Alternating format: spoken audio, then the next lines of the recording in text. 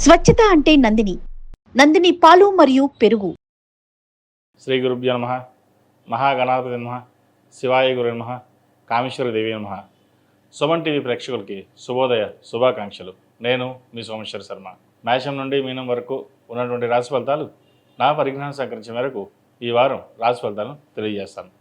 ఈ రాశి ఫలితాలు ఈ నెల 18వ తారీఖు నుండి 24వ తారీఖు వరకు వర్తిస్తాయి. ముందుగా గోచారం. మేషంలో బుధుడు, వృషభంలో రవి, మిథునంలో గురువు, కర్కాటకంలో కుజుడు, కన్యలో కేతువు, అలాగే మీనంలో శుక్రుడు, శని, రాహువు, చంద్రుడు మకర, కుంభ, మీన రాశుల్లో సంచారం. తదుపరి ధనుసు రాశి. ధనుసు రాశి వారికి అర్ధాష్టమ శని నడుస్తోంది. అయితే శని మీనంలో అష్టక వర్గంలో 4 పాయింట్లు ఉన్నారు. సర్వాష్టక వర్గంలో 35 చక్కగా ఉంది వీరికి. అర్ధాష్టమ శని ప్రభావం వీరికి తక్కువగా ఉంటుంది. అయితే ఈ ప్రభావం అనేది అన్ని రాశులకు కాదు, కొంతమందికి ఉంటుంది. కొంతమందికి బాగుంటుంది, కొంతమంది బాగుండదు.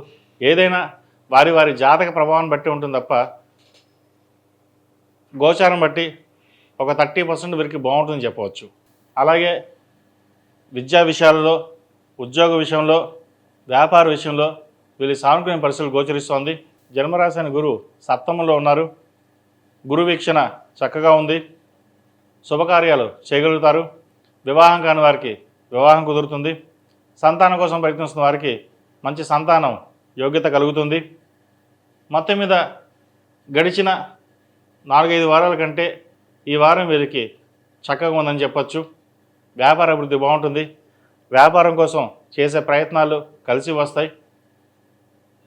అయితే నలుగురిలో మటుకి ఈర్ష్యాద్వేషాలు ఎక్కువగా ఉంటాయి. మీరు బాగా ఎదుగుతున్నారు, బాగా సంపాదిస్తున్నారనే ఆ భావన ఎప్పుడూ ఉంటుంది. మీ దగ్గర ₹1,00,000 ఉంటే 10 లక్షలు ఉన్నాయంటారు, రూపాయి అంటే 1,00,000 ఉందంటారు. అయితే ఎవరు ఎన్ని పక్కన చెప్పినా అవన్నీ పక్కన పెట్టి మీ ధోరణిలో మీరు వెళ్ళడం చెప్పదగినది. వ్యాపారపరంగా విస్తరింప చేయడానికి చేసే ప్రయత్నాలు కలిసి వస్తాయి. జీవిత భాగస్వామి సలహాలు సూచనలు తీసుకోండి. భాగస్వామి వ్యాపారాలు చేసేవారైతే వారి వారి జాతక పరిస్థితులు తీసుకుని భాగస్వామి వ్యాపారాలు చేయవచ్చు, లేదా ఇండివిజువల్గానే వ్యాపారం చేసుకోవడం చెప్పదగిన సూచన. విదేశీ వ్యవహారాలు, important export, travel agency, chartered accounts, business లాయర్లకు కానీ, అలాగే సాఫ్ట్వేర్ రంగంలో కావచ్చు, కాస్మెటిక్స్ రంగం, చిరు వ్యాపారస్తులకు, ముఖ్యంగా హోటల్ వ్యాపారస్తులకు ఈ వారం బాగుందని చెప్పచ్చు. ప్రభుత్వ సంబంధమైన ఉద్యోగ వ్యవహారాలు వీరికి సానుకూల పడుతుంది.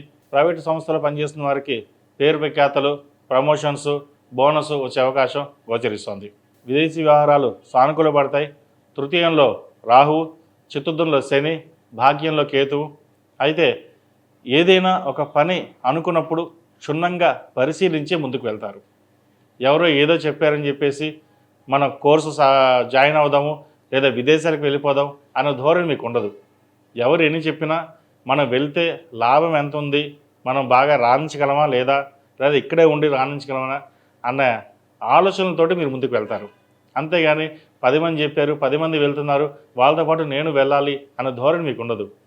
ఎప్పుడైనా సరే నలుగురిలో నేను అని ఉంటుంది తప్పితే కానీ 10 మందిలో నేను 10 మందితో పాటు నేను ఉండాలని అనుకోరు. 10 మందిలో ఒక్కడిగా ఉండాలి, నాకంటూ గుర్తింపు ఉండాలి అనే భావంతో మీరు ఉంటారు.